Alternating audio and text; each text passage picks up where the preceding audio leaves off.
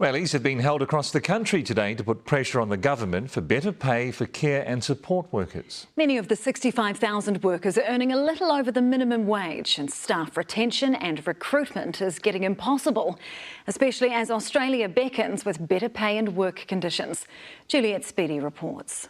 What do we want? Fair pay! When do we want it? Now! Chanting and rallying for more pay. Stand up, fight back!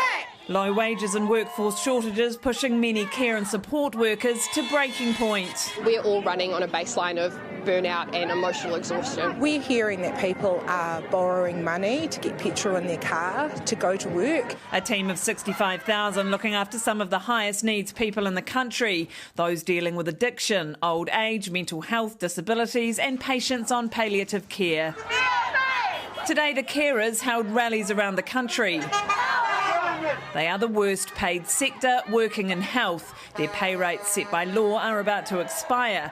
They want a $7 increase per hour. They're being offered 70 cents. It's shocking. It's not even half of inflation, and it's not going to be enough to keep us in the jobs that we love. It's equivalent of a chubba chup at the supermarket, really, and that's not going to feed our members' families, and that's not going to put petrol in their cars. And it just guts me.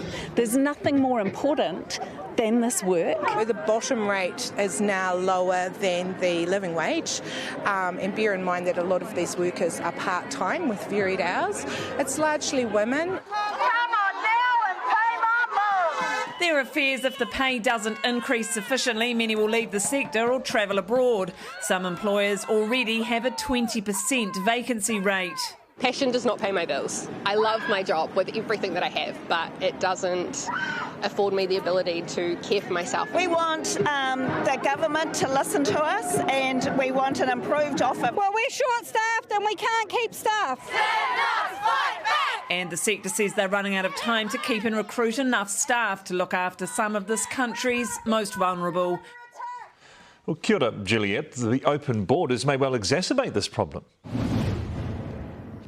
It will, Mike, particularly with Australia as our neighbour, because the pay and conditions there are generally far higher than they are here, with some jobs paying as much as $10 more per hour, and that's in the aged care sector, which is a large part of this workforce. Now, that coupled with the fact that this new Labor government that Australia has just voted in is already one day in talking about putting more resource into this sector.